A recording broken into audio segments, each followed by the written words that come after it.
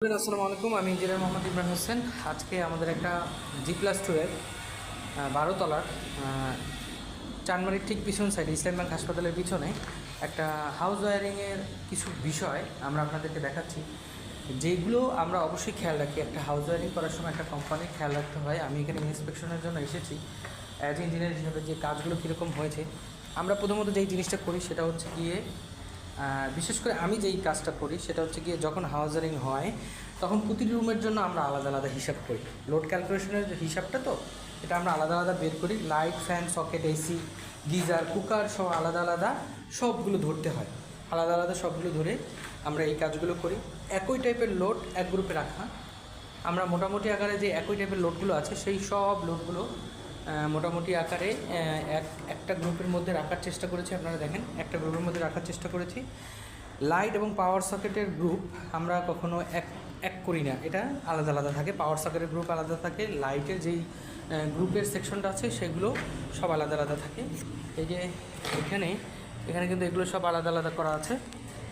এবং ডিবি, বিশেষ করে এসডিবি যেটা সাব ডিস্ট্রিবিউশন বোর্ড, যেটা ডিবি বক্স যেটা, সেটা কিন্তু আমরা এমন জায়গাতে একটা রেখেছি, এমন জায়গাতে পজিশন দিয়েছি যেটা খুব সহজে অ্যাক্সেস করা যায়।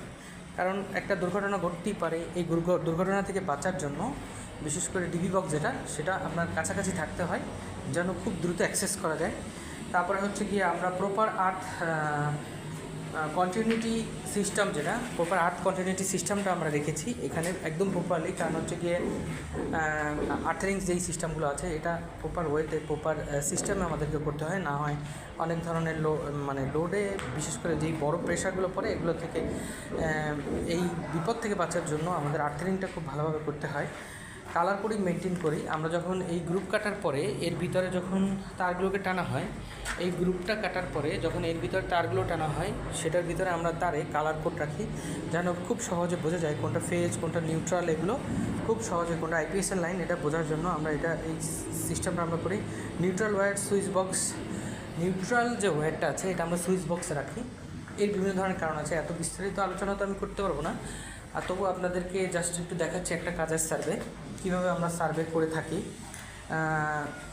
আমরা এক্সট্রা যে কন্ডুইটগুলো আছে এগুলো আমরা রিজার্ভে রাখি সবসময়, এবং এই কাজগুলো আমাদেরকে প্রতিনিয়ত করতে হয়। বিশেষ করে সেই নিচতলা থেকে একদম এই উপর পর্যন্ত ওঠা, এই হাউস ওয়ারিংয়ের এই ইন্সপেকশন, প্রতিটা সাইডে গিয়ে হাউস ওয়ারিংয়ের ইন্সপেকশন করতে হয় যে গ্রুপ কাটা ঠিক আছে কিনা, লোড ক্যালকুলেশনের হিসাবগুলো কোন জায়গাতে কী বসবে।